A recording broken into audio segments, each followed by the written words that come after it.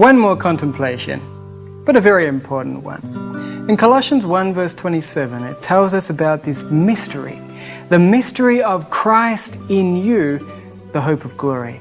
What does that really mean? Hebrews 4 verse 15, it says, "We have not a high priest which cannot be touched with the feeling of our infirmities, but was in all points tempted like as we are, yet without sin."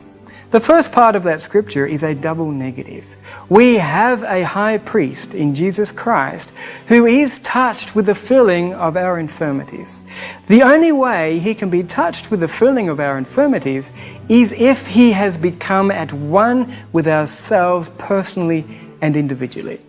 We fall into the danger of thinking of Jesus Christ as only 2,000 years ago, or as just on the other side of the room as an example.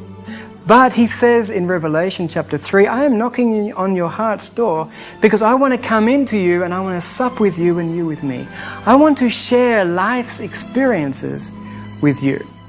It says also that he was tempted in all points like as we are. The temptations of 2,000 years ago are very different to the temptations of today. And each one of us have peculiar traits of character and different cultivated tendencies to evil. Jesus Christ has become one with every single one of us. In order for him to be tempted like as we are and to feel as we are, he would have to be where we are, as we are, just as our own selves all over again. Perfectly identified with every single one of us, that when God looks at him, he sees us. And when he looks at us, he sees his Son, Jesus Christ. In Galatians 2 verse 20 it says that I am crucified with Christ.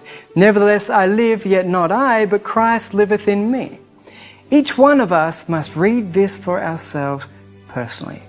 We must recognize our personal union with Jesus Christ. That when he died, because he took our sinful life upon himself, we died with him. But when he rose as one with ourselves personally. And therefore the newness of life, the life full of his own perfection, is our own life. In Jesus Christ, each one of us have a perfect life. In 2 Corinthians 3 verse 18, it says that we with our faces open, with a veil of unbelief removed, we look at the glory of God as in a mirror.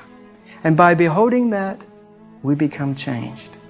When our faith lays hold of this reality, of the personal union of Jesus Christ, and the Father working a perfect life in him who was ourselves, we recognize that in Jesus Christ we have a perfect life.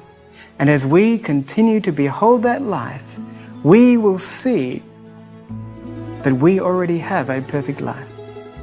And if we will accept that gift from God, then our lives will be full of a life that is equal with God's life, his own. It is never our life, it is a gift from God, and he will work all right doing within us. I pray that our meditation has helped you, and that it will encourage you to study these things for yourself, and to let go and to let God. Thank you.